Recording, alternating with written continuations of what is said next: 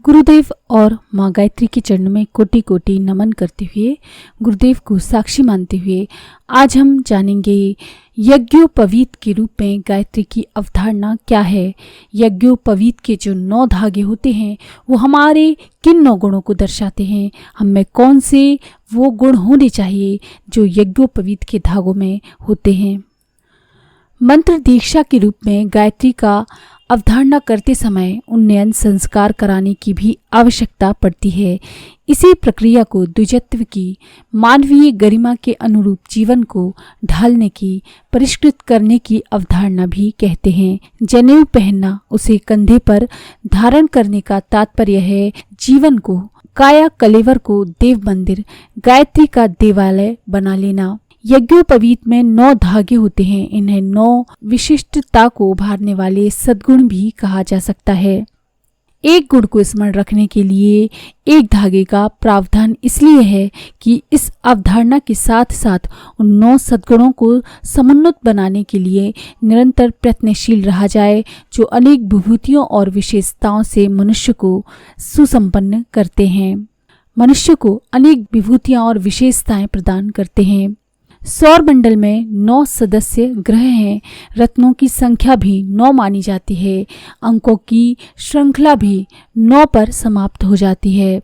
शरीर में 9 द्वार हैं। इसी प्रकार अनेक सद्गुणों की, धर्म लक्षणों की गणना में 9 को प्रमुखता दी गई है। वे पास में हों तो समझना चाहिए कि पुरातन काल में 9 लखाहार की जो प्रतिष्ठा थी वह अपने को भी करतलगत हो गई है, प्राप्त हो गई है। ये 9 गुण इस प्रकार से हैं। पहला गुण है श्रमशीलता। श्रम, समय और मनोयोग को किसी उपयुक्त प्रयोजन में निरंतर लगाए रहना, अच्छे कामों में अपने मन को, अपने समय को लगाए रहना, आलस्य प्रमाद को पास ना भटकने देना, समय का एक क्षण भी बर्बाद ना होने देना, निरंतर कार्य में संलग्न रहना, ये श्रमशीलता है। ये पहला गुण है जो कि यज्ञोपवीत के पहले धागे से हमको प्राप्त होता है और ये हम में होना चाहिए। दूसरा गुण है शिष्टता का। शालीनता, सज्जनता, भलमनसाहत का हर समय परिचय देना, अपनी नम्रता और दूसरों की प्रतिष्ठा का परिचय देना, दूसरों के साथ वही व्यवहार करना जो औरों से अपने लिए चाहा जाता है। सभ्यता, सुसंस्कारिता और अनुशासन का निरंतर ध्यान रखना, मर्यादाओं का पालन और वर्जनाओं से बचाव का सतर्कता पूर्वक ध्यान रखना चाहिए। तीसरा गुण है मितव्ययता। सादा जीवन, उच्च विचार की अवधारणा, उद्धत श्रृंगारिक शेखाखोरी यानी कि खूब संवरने का, सजने संवरने की आदत ना होना, शेखीखोरी नहीं होना, अमीरी का, अहंकारी का प्रदर्शन नहीं होना चाहिए। अन्य रूढ़ियों कृतियों से जुड़े हुए अपव्यय से बचना, सादगी से रहना जिसमें चित्र विचित्र फैशन बनाने और कीमती जेवर धारण करने की कोई गुंजाइश नहीं है। अधिक खर्चीले व्यक्ति प्रायः बेईमानी पर उतारू तथा ऋणी देखे जाते हैं। उन पर कर्ज चढ़ जाता है। उसमें ओछापन, बचकानापन और अप्रामाणिकता, अदूरदर्शिता का भी आभास मिलता है। चौथा गुण है सुव्यवस्था। हर वस्तु को सुव्यवस्थित, सुसज्जित स्थिति में रखना, साफ सफाई से रखना, फूहड़पन और अस्त व्यस्तता, अव्यवस्था का दुर्गुण किसी भी प्रयोजन में छलकने ना देना, समय का निर्धारण करते हुए कसी हुई दिनचर्या बनाना और उसका अनुशासन पूर्वक परिपालन करना। चुस्त दुरुस्त रहने के लिए, हेल्दी रहने के लिए कुछ आवश्यक उपक्रम अपनाने चाहिए। वस्तुएं यथास्थान पर रखने पर वे कूड़ा कचरा की तरह हो जाती हैं यदि हम उनको यथास्थान नहीं रखते हैं। इसी प्रकार अव्यवस्थित व्यक्ति भी असभ्य और असंस्कृत माने जाते हैं। 5वां गुण है उदार सहकारिता यानी कि मिलजुल कर काम करने में रस लेना, पारस्परिक आदान प्रदान का स्वभाव बनाना, मिल बांट कर खाने और हंसते हंसाते समय गुजारने की आदत डालना, इसे सामाजिकता एवं सहकारिता भी कहा जा सकता है। अब तक की प्रगति का यही प्रमुख आधार रहा है और भविष्य भी इसी रीति नीति को अपनाने पर समुन्नत हो सकेगा। अकेलेपन की प्रवृत्ति तो मनुष्य को कुत्सा और कुंठाग्रस्त ही रखती है। उपयुक्त 5 गुण पंचशील कहलाते हैं, व्यवहार में लाए जाते हैं, स्पष्ट दिख पड़ते हैं, इसलिए इन्हें अनुशासन वर्ग में गिना जाता है। धर्म धारणा भी इन्हीं को कहते हैं। इनके अतिरिक्त भाव श्रद्धा से संबंधित उत्कृष्टता के पक्षधर स्वभाव भी हैं, जिन्हें श्रद्धा विश्वास स्तर पर अंतःकरण की गहराई में सुस्थिर रखा जाता है। इन्हें आध्यात्मिक देव संपदा भी कह सकते हैं, जिनमें आस्तिकता, आध्यात्मिकता और धार्मिकता का विविध परिचय इन्हीं 4 मान्यताओं के आधार पर मिलता है।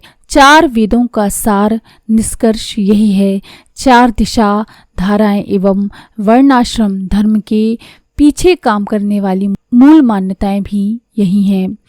6वां है समझदारी, दूरदर्शी विवेकशीलता, नीरक्षीर विवेक होना, औचित्य का ही चयन करना, जो उचित है उसी को अपनाना, परिणामों पर गंभीरता पूर्वक विचार करते हुए कुछ करने का प्रयास करना, जीवन की बहुमूल्य संपदा के एक एक क्षण का श्रेष्ठतम उपयोग करना, दुष्प्रवृत्तियों के साथ जुड़ी हुई दुर्घटनाओं के संबंध में समुचित सतर्कता का अवगाहन करना, सतर्कता के साथ जीवन को चलाना।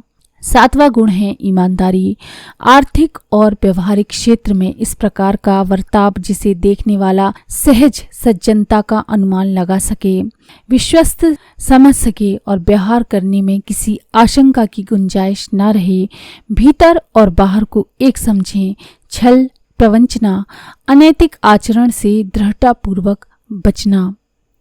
8वां गुण है जिम्मेदारी, मनुष्य वैसे तो स्वतंत्र समझा जाता है, पर वह जिम्मेदारियों के इतने बंधनों से बंधा हुआ है कि अपने पराये में से किसी के भी साथ अनाचरण की गुंजाइश नहीं रह जाती।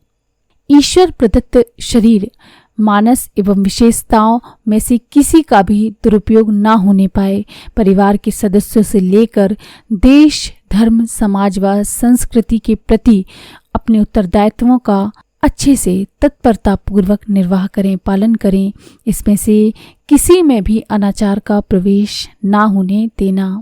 9वां गुण है बहादुरी का, साहसिकता, शौर्य और पराक्रम की अवधारणा, अनीति के सामने सिर ना झुकाना, अनाचार के साथ कोई समझौता ना करना, संकट देखकर घबराहट उत्पन्न ना होने देना, अपने गुण कर्म स्वभाव में प्रवेश करती जाने वाली अवांछनीयता से निरंतर जूझना और उसे निरस्त करना, उसको अपने से बाहर निकालना, लोभ मोह अहंकार कुसंग दुर्व्यसन आदि सभी बुरे कर्मों से अपने आप को रोकना, संघर्षशीलता से उसके लिए रोकने के लिए कटिबद्ध रहना। 5 क्रियात्मक और 4 भावना परक इन 9 गुणों के समुच्चय को ही धर्म धारणा कहते हैं। गायत्री मंत्र के 9 शब्द इन्हीं 9 दिव्य संपदाओं को धारण किए रहने की प्रेरणा देते हैं। यज्ञोपवीत के 9 धागे भी यही हैं। उन्हें गायत्री की प्रतीक प्रतिमा माना गया है और इनके निर्वाह के लिए सदैव तत्परता बरतने के लिए उसे कंधे पर धारण कराया जाता है, अर्थात मानवीय गरिमा के साथ अविच्छिन्न रूप से जुड़े हुए 9 अनुशासन भरे उत्तरदायित्व कंधे पर धारण करना ही यज्ञोपवीत धारण करने का मर्म है। इसी को सच्चे अर्थों में गायत्री मंत्र का जीवनचर्या में समावेश कहते हैं। मंत्र दीक्षा गुरु दीक्षा के समान भी इन 9 अनुशासनों को हृदयंगम करना चाहिए, हमको इनको मानना चाहिए। गायत्री मंत्र की साधना से व्यक्ति में ये 9 गुण उभरते हैं। इसी बात को इन शब्दों में भी कहा जा सकता है कि जो अपना लेता है 9 गुणों को, उसी के लिए ये संभव है कि गायत्री मंत्र में सन्निहित रिद्धि सिद्धियों को अपने में उभरता देखे। गंदगी वाले स्थान पर बैठने के लिए कोई सुरुचि संपन्न भला आदमी तैयार नहीं होता, फिर ये आशा कैसे की जाए कि निकृष्ट स्तर का चिंतन चरित्र और व्यवहार अपनाए रहने वालों पर किसी प्रकार का दैवी अनुग्रह बरसेगा और उन्हें ये गौरव मिलेगा जो देवत्व के साथ जुड़ने वालों को मिला करता है।